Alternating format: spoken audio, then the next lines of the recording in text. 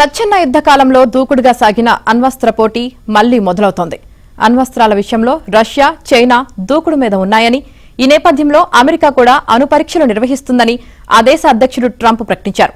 దక్షిణ కొరియాలోని బుసాన్లో చైనా అధ్యక్షుడు జిన్పింగ్తో భేటీకి ముందు ట్రూత్ సోషల్లో దీనికి సంబంధించి పోస్టు పెట్టడం గమనార్హం. అంతేకాదు, అమెరికాకు తిరిగి వెళ్తుండగా ఎయిర్ ఫోర్స్ 1 విమానంలోనూ ఆయన మీడియాతో మాట్లాడారు. ఇతర దేశాలు అణు పరీక్షలు చేస్తున్నాయని, ఆ దూకుడుకు దీటుగా నిలిచేందుకు అమెరికా కూడా అణు పరీక్షలు నిర్వహించడం సమంజసమని భావిస్తున్నానని, వెంటనే మన అణు పరీక్షలు మొదలు పెట్టాలని యుద్ధ శాఖను ఆదేశించానని అన్నారు.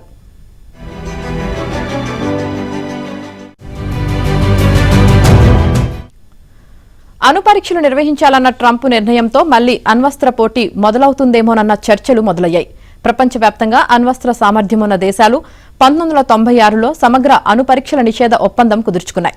అయితే రష్యా అధ్యక్షుడు పుతిన్ ఆ ఒప్పందం నుంచి బయటకు వస్తున్నట్లు 2023లో ప్రకటించారు. అమెరికాకు చెందిన ఆర్మ్స్ కంట్రోల్ అసోసియేషన్ లెక్కల ప్రకారం ప్రస్తుతం అమెరికా వద్ద 5225 అణ్వస్త్రాలు, రష్యా వద్ద 5580 అణ్వస్త్రాలు ఉన్నాయి.